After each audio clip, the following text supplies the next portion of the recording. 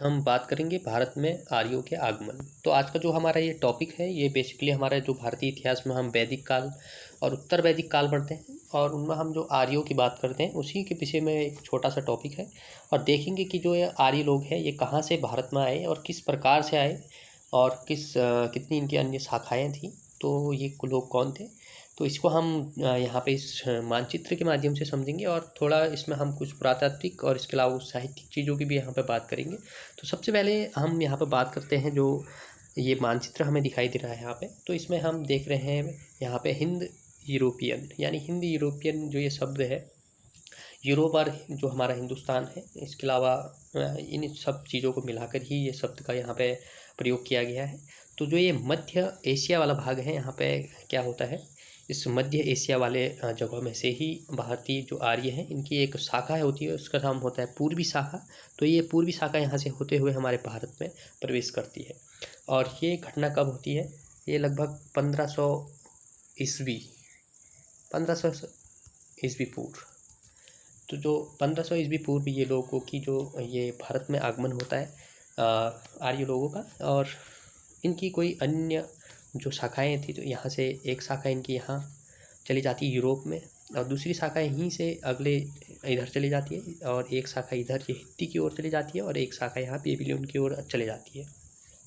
तो आर्यों की जो बेसिकली ये 5 शाखाएं हमको देखने को मिलती है। और हमारे लिए इम्पॉर्टेंट यहाँ पे एक जो पूर्वी शाखा है इनकी, ये बेहद महत्वपूर्ण है, क्योंकि ये जो पूर्वी शाखा है ये हमारे भारत में आती है, और भारत में वैदिक काल और उत्तर वैदिक काल जैसे हम भारतीय इतिहास में इनके बारे में पढ़ते हैं। और ये हमको कैसे पता लगता है कि ये जो आर्य लोग थे ये भारत में मध्य एशिया से आए या मध्य एशिया, इसके अलावा मध्य एशिया को हम यूरेशिया नाम से भी जानते हैं, इसको यूरेशिया भी बोलते हैं। यानी जो ये यूरेशिया है ये आल्प्स पर्वत, यहाँ पे देख सकते हैं, यहाँ पे आल्प्स पर्वत लिखा गया है।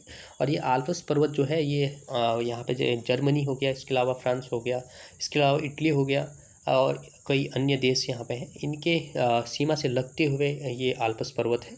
और ये आल्प्स पर्वत के ठीक जो हमारी पूर्व है वो यूरेशिया कहलाता है, यानी यूरेशिया उसमें हमारा ये जो रूस है, इसके अलावा चाइना है, और इसके अलावा मंगोलिया है, ये सारी बहुत सारी चीज़ें हैं इसमें, तो इन सबको यूरेशिया मिला के बोला जाता है। तो इस वाले भाग से ही मध्य एशिया वाला, सेंट्रल एशिया वाला भाग है, यहाँ से जो भारतीय आर्यों की एक शाखा होती है पूर्वी शाखा, वो भारत में आती है, और 1500 ईस्वी पूर्व ये भारत में आती है।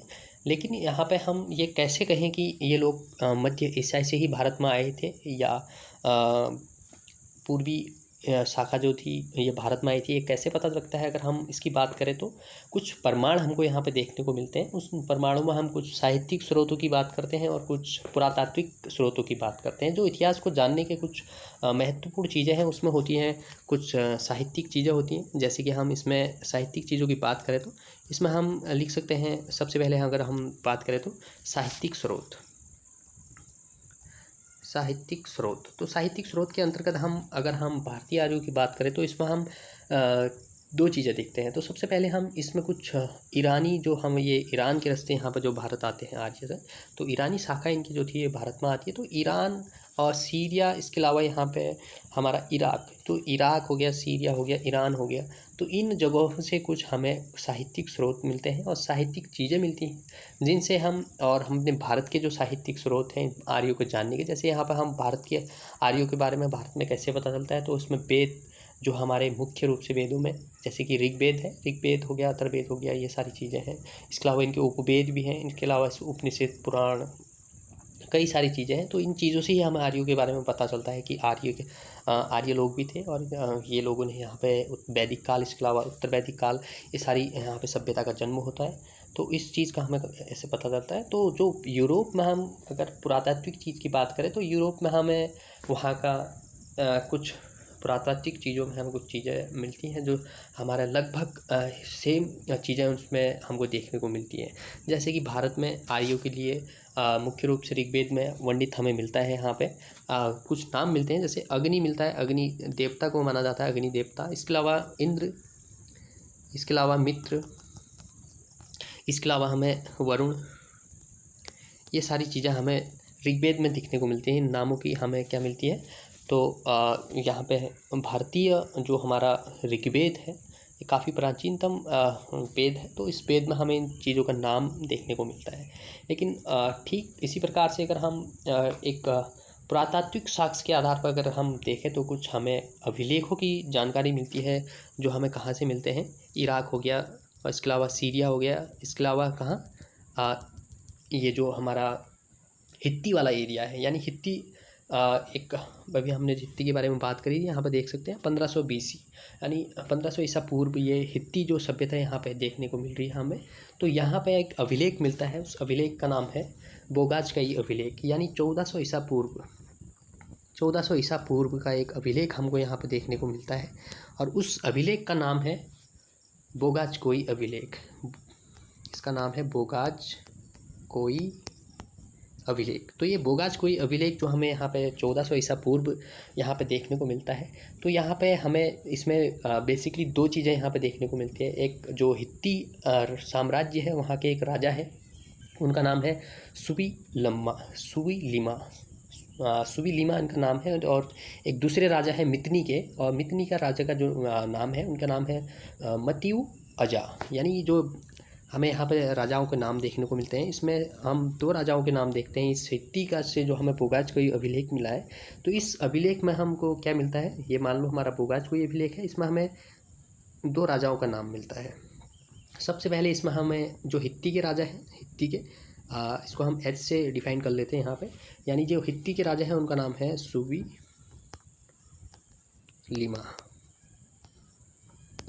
और इसके अलावा जो दूसरे राजा है मितनी के एक राजा होते हैं, उनका नाम यहाँ पर हमको देखने को मिलता है इस अभिलेख में, उनका नाम है मतियु अजा।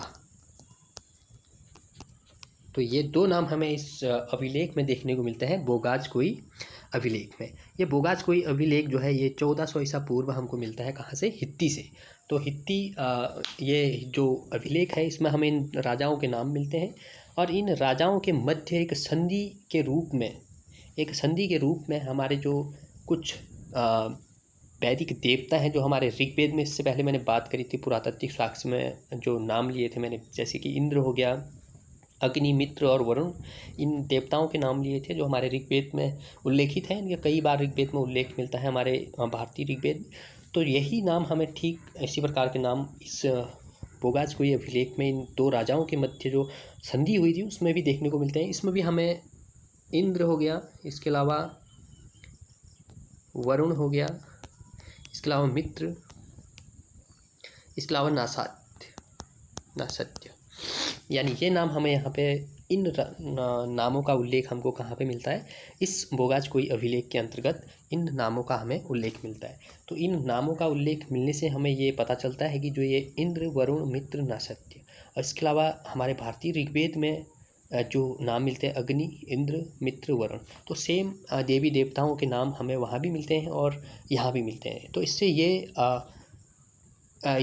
साबित होता है कि जो हमारे जो भारतीय देवी देवता थे, और ठीक उसी प्रकार के जो देवी देवता हैं वो हमारे ये हित्ती वाले क्षेत्र में क्या अभिलेख मिलता है 1400 ईसा पूर्व का, तो उस अभिलेख में भी इन चीज़ों का नाम मिलता है। तो इसी चीज़ को देख के इतिहासकारों का अनुमान है कि जो भारतीय आर्य थे वो कहीं ना कहीं इन आर्यों की एक शाखा वहाँ भी रही होगी, तो उनका संबंध उनसे रहा होगा। तो ये इतिहास जो है ये काफ़ी विवादित होता है, कई सारे मत इसमें देखने को मिलते हैं हमें, तो कई विद्वानों के अलग अलग मत देखने को मिलते हैं। लेकिन जो ये बोगाजकोई अभिलेख है और ये जो हमारे ऋग्वेद है, तो इसमें मिलते जुलते जो यहाँ पे कुछ चीज़ें मिलती हैं, कुछ नाम मिलते हैं, कुछ देवताओं के नाम मिलते हैं। तो इस आधार पर ये कहा जाता है कि जो ये आर्य लोग थे ये कहीं ना कहीं मध्य एशिया से होते हुए ईरान के रास्ते ये कहाँ भारत आए हुए थे। तो एक तो ये हमारा अभिलेख मिलता है, ये बोगाजकोई अभिलेख, या इसको मितनी अभिलेख के नाम से भी जाना जाता है। काफ़ी महत्वपूर्ण हमें इस इतिहास के बारे में जानने के लिए हमें ये मिलता है। अगला हमारा जो नाम आता है इसमें, उसका नाम है कसाइट अभिलेख। तो कसाइट अभिलेख एक और होता है, इसका नाम है कसाइट अभिलेख। और कसाइट अभिलेख जो है ये 1600 ईसा पूर्व का है, 1600 ईस्वी पूर्व। तो ये 1600 ईस्वी पूर्व का ये अभिलेख जो है ये ईरानी आर्यों की एक शाखा भारत आई, इस अभिलेख से ऐसा प्रमाणित होता है कि जो ईरानी आर्य थे वो उनकी एक शाखा कहाँ भारत में आई। अब ये हमें जो ये अभिलेख कसाइट अभिलेख मिलता है ये इराक, इसके अलावा जो इराक में हमें लगभग कितना 1600 ईस्वी पूर्व का ये अभिलेख यहाँ पे देखने को मिलता है। और इसमें सीरिया में मितनी अभिलेखों में आर्य नामों का उल्लेख मिलता है। यानी ये जो कसाइट अभिलेख है इसमें हमें किस चीज़ का वो मिलता है, आर्य नामों का यहाँ पे क्या मिलता है, इस अभिलेख में उल्लेख मिलता है। तो ये जो कसाइट अभिलेख है इसमें हमें क्या आर्य नामों का उल्लेख मिलता है। तो इससे भी जो विद्वान हैं वो ये क्या लगाते हैं, एक अनुमान जाहिर करते हैं कि जब दो चीज़ें अगर यहाँ भारत में ऋग्वेद में हमें आर्यों का नाम देखने को मिलता है, इसके अलावा ये जो इराक वाला एरिया है या सीरिया वाला एरिया है, इन जगहों से जो एक कसाइट अभिलेख मिलता है 1600 ईसा पूर्व का, तो उसमें आर्य नाम का उल्लेख मिलता है। तो इससे इस आधार पर भी ये कहते हैं विद्वान की जो आर्य लोग थे वो कहीं ना कहीं ये मध्य एशिया या यूरेशिया या इसके अलावा हम इसको सेंट्रल एशिया के नाम से भी जानते हैं, ना कहीं ये लोग इस ईरानी शाखा का ही एक पार्ट क्या हुआ था, भारत में आए हुए थे। और यहाँ पर भारत में वैदिक काल और उत्तर वैदिक काल के रूप में हम इनको पढ़ते हैं यहाँ पे। और कई 4 प्रकार के यहाँ पर हम वेदों का वर्णन देखते हैं। इसके अलावा हम कई उपवेद, उपनिषद, इसके अलावा कई पुराण, ये सारी चीज़ों का यहाँ पर हम देखते हैं। तो ये आर्य सभ्यता एक प्रकार से वैदिक सभ्यता या उत्तर वैदिक सभ्यता के रूप में हम इनको भारत में पढ़ते हैं। तो ये कुछ हमारी इम्पोर्टेंट जानकारियाँ थी इस आर्यों के भारत आगमन पे। और अब हम थोड़ा कुछ अन्य चीज़ों को यहाँ पे देखते हैं। भले ही इसमें अगर हम वेदों पे आ जाएंगे तो उसमें हमें ये वीडियो काफ़ी लंबी हो जाएगी, तो उसमें हमें कई सारी चीज़ें भी इस में देखने को मिलता है, पर अभी हम उस पर बात नहीं करेंगे। लेकिन हम थोड़ा कुछ चीज़ों पर यहाँ पर बात कर लेते हैं जो इम्पोर्टेंट हो जाती हैं। जैसे कि यहाँ पर हमने आल्पस पर्वत की बात करी थी, तो हम कुछ देखते हैं आल्पस पर्वत कहाँ पे है। तो इसको थोड़ा कुछ और तरीके से हम यहाँ पे समझने की कोशिश करते हैं। अब एक बात यहाँ पे और यहाँ पे देखने को मिलती है, जैसे यहाँ पे कई सारी सभ्यताओं का नाम आपको देखने को मिल रहा होगा। तो हम भारत के परिप्रेक्ष्य में बात करते हैं, जैसे कि यहाँ पर मिस्र में आप देख सकते हैं नील नदी पे एक सभ्यता है, यहाँ पे भी है। इसके अलावा हित्ती में है, इसके अलावा यहाँ बेबीलोन में है, इसके अलावा यहाँ चीन में है। लेकिन हम भारत के परिप्रेक्ष्य में बात करें तो यहाँ पे सिंधु सभ्यता यानी 2500 BC यानी 2500 ईसा पूर्व से लेके ये हमें 25 से लेके 17 या 1750 ईस्वी पूर्व का समय जो है यहाँ पे सिंधु सभ्यता का काल माना जाता है। और सिंधु सभ्यता ये वैदिक काल से पहले की सभ्यता है। यहाँ पे वैदिक काल का समय जो मान्य तिथि है इसकी वो 1500 से लेके 600 ईस्वी पूर्व तक का समय जो माना जाता है ये वैदिक काल से लेके उत्तर वैदिक काल का समय है। लेकिन जो हमारी सिंधु सभ्यता है ये वैदिक काल से भी पहले की यहाँ पे है। ये 2500 ईसा पूर्व पहले यहाँ पे भारत में इसका जन्म हुआ। और इन लोगों ने एक अच्छा खासा यहाँ पे इतना मॉडर्नाइजेशन और इतने सभ्य और इतने पढ़े लिखे लोग और इतने क्या बोलते हैं इतने जो टेक्निकल लोग यहाँ पे रहते थे इस सिंधु सभ्यता में। तो ये एक अलग पार्ट हो जाता है, तो इस पर हम फिर अलग वीडियो में बात करेंगे। लेकिन हम थोड़ा यहाँ पे समझते हैं जो आर्य लोग थे। और आर्य लोग भी काफ़ी अच्छे खासे पढ़े लिखे लोग थे और काफ़ी सुसभ्यित लोग थे। ये अच्छी खासी संस्कृत बोलते थे, ये काफ़ी जो क्लिष्ट संस्कृत उसको बोला जाता है। तो उस संस्कृत का इनका ये लोग प्रयोग करते थे। तो इनकी जो भाषा थी वो संस्कृत भाषा थी, संस्कृत भाषा थी। और जैसे कि आप देखते हैं हम संस्कृत हिंदी और इसके अलावा हम आज संस्कृत से लेकर कई भाषाओं का विकास हो गया उस संस्कृत से। तो इस भाषा का ये लोग क्या करते थे, प्रयोग करते थे। आगे हम थोड़ा यहाँ पे समझने की कोशिश करते हैं कि जैसे कि हमने यहाँ पे बात करी थी ये जो वैदिक सिविलाइजेशन जो हमारा है, यानी सबसे पहले यहाँ पे देखते हैं जो ये भारत का मानचित्र है। जैसे कि हम यहाँ पे देख सकते हैं पूरा भारत का मानचित्र है। और यहाँ पे सबसे पहले बात करते हैं वैदिक काल पे। अब वैदिक काल जब भारत में शुरू होता है, जब यहाँ पर आर्य लोग आ जाते हैं, तो यहाँ पे देख सकते हैं जो ये वाला क्षेत्र हमारा आधा जम्मू कश्मीर से लेके इधर पंजाब से लेकर कुछ एरिया इसका राजस्थान से लेके इधर ये पाकिस्तान वाला एरिया है। तो यहाँ क्या होता है, यहाँ वैदिक काल का क्या होता है, शुरुआत होती है वैदिक काल की। यहाँ पे बेसिकली यहाँ पे वैदिक काल की शुरुआत होती है। अब ये सप्त सिंधु वाला क्षेत्र है, यहाँ पे सिंधु नदी है, सप्त सिंधु इसको बोला जाता है। जैसे कि हमारे ऋग्वेद में इन नदियों का उल्लेख मिलता है, इनके कई जो हमारे प्राचीन नाम भी देखने को मिलते हैं और वर्तमान नामों का भी हम यहाँ पे अभी पढ़ते हैं इनके बारे में। तो इसको सप्त सिंधु क्षेत्र कहा जाता है। कई जो विद्वान हुए हैं उन्होंने इस सप्त सिंधु क्षेत्र को भी क्या माना है,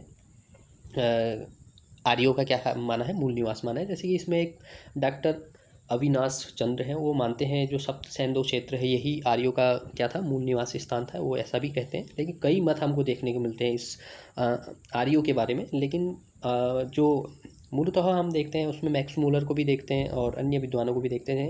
जैसे कि बाल गंगाधर तिलक थे, वो आर्कटिक प्रदेश मानते हैं, जो हमारा आर्कटिक यानी जो ध्रुव वाला क्षेत्र है, ध्रुवी वाला क्षेत्र है, उत्तरी ध्रुव, तो उस क्षेत्र का भी बताते हैं हमारे बाल गंगाधर तिलक। और स्वामी दयानंद सरस्वती हैं, उनका तो अलग मत है, वो कहते हैं कि तिब्बत क्षेत्र को बताते हैं। इसके अलावा जो कई विलियम जोन्स हैं वो यूरोप बताते हैं। इसके अलावा हमारे मैक्स मूलर हैं वो मध्य एशिया इनको बताते हैं।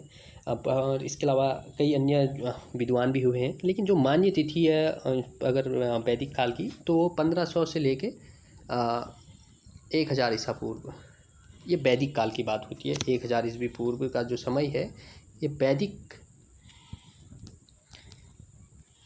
काल, ये जो वैदिक सभ्यता हमारी होती है, तो ये ऋग वैदिक काल इसको बेसिकली कहा जाता है। तो 1500 ईसा पूर्व से लेके 1000 ईसा पूर्व का जो समय है ये वैदिक काल का समय है।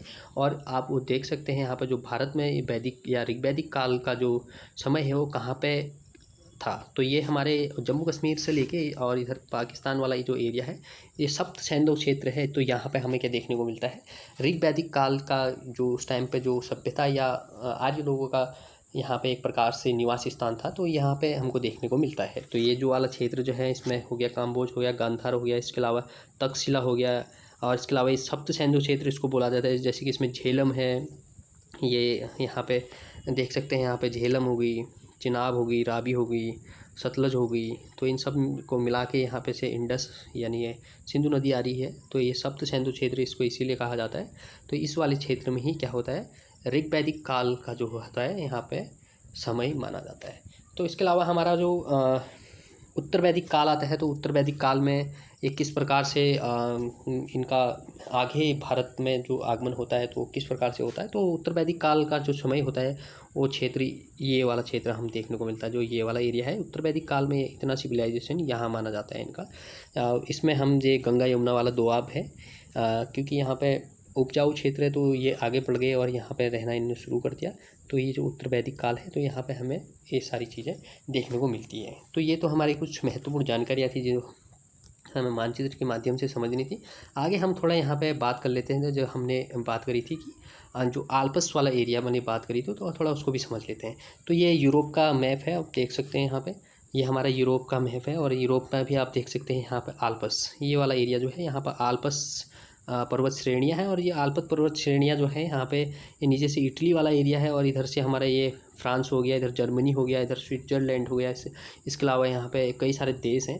तो इन देशों के सीमाओं के आसपास ही ये जो आल्प्स रेंज है यहाँ पे फैली हुई है पर्वत श्रेणी। और इसी के पूर्व में हमारा क्या होता है, यूरेशिया वाला एरिया आ जाता है, जो रसिया वाला पार्ट होता है यहाँ पे। तो ये वाला एरिया जो है इधर यूरेशिया नाम से भी इसको बोला जाता है, या मध्य एशिया के नाम से जाता है, सेंट्रल एशिया भी इसको बोला जाता है। तो यहाँ पर से ही क्या हुआ था, भारत वो लोग आए थे, कौन, आर्य लोग, इस प्रकार से। तो ये हमने यहाँ पे देखा जो ये यूरोप के मानचित्र के माध्यम से। तो ये हमारे लिए बेहद महत्वपूर्ण था। जैसे कि इसको अगर हम पॉलिटिकल मैप के माध्यम से देखा, तो यूरोप का अगर पॉलिटिकल मैप देखें तो ये कुछ इस प्रकार से दिखता है यहाँ पे। ये देखो फ्रांस यहाँ पर आप देखने को मिल जाएगा, और ये फ्रांस हो गया। इसके अलावा यहाँ पर जर्मनी हो गया, और ये हमारा ऑस्ट्रिया हो गया। इसके अलावा यहाँ पे स्विट्ज़रलैंड हो गया, और ये नीचे हमारा इटली वाला एरिया हो गया। तो इन्हीं देशों के मध्य यहाँ पे जो है ये आल्प्स जो पर्वत श्रेणियाँ हैं ये यहीं पे है।